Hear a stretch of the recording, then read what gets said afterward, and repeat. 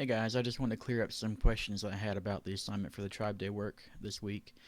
First of all, if you look at the screen, intervals are just a distance between two notes. That's all it is. So if you look at, I'm going to put a C on here on treble clef. If you look at where that C is and then you go up or down any certain distance, it'll be a different interval, okay?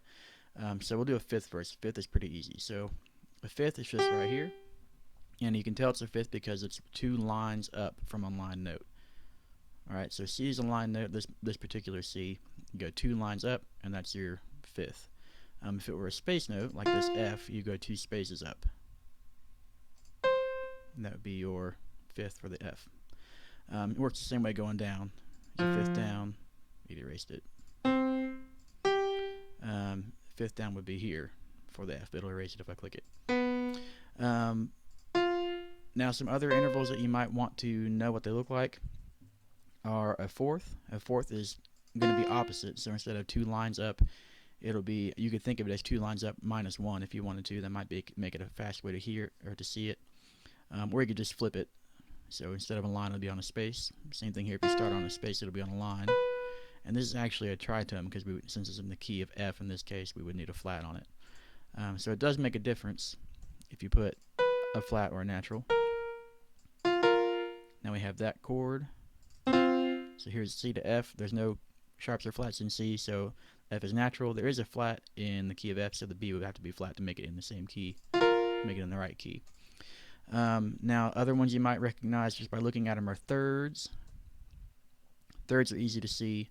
You have a C down there, and then you go up one line or space, depending on what kind of note the first one is. Go up another one for the fifth. All of these are thirds, but these top two are a minor third, and the bottom two are a major third. That's just how major chords are built. So it's still a major chord, but there's a major third on bottom, minor third on top. If you want to make this a minor chord, you just flip that. So you make the middle one flat, which makes this a minor third, and this one a major third. Okay, so you've still got a minor chord here now, but you've got the same two intervals just flipped that you had before. So I wanted to make sure I told you all that. Now, the last interval that's really easy to see is an octave, and we'll start on C again. If we go up to the next C, you'll notice that one is on a line and one is on a space. That's a pretty easy way to tell. If they're opposite and they've got three lines in between or three spaces, if you start on a space, then they should be an octave. So that's an easy way to tell. At least give yourself an idea just by looking at it of what the intervals are.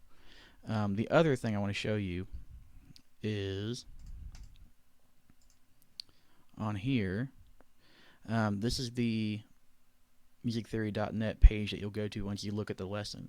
So I've shown most of you how to do this already, but once you open this page up, it should play a note automatically. You'll have to match with the second note.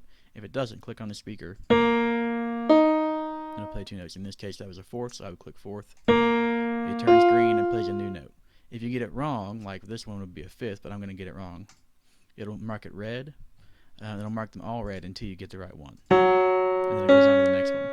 When you get done with the day one stuff, first of all, make sure you have 4 intervals picked. And to do that, you'll go to the gear over here, click intervals, make sure you choose 4. You can choose any 4 you want, but I would suggest unison for fourth, fifth, and octave because they're the easiest ones.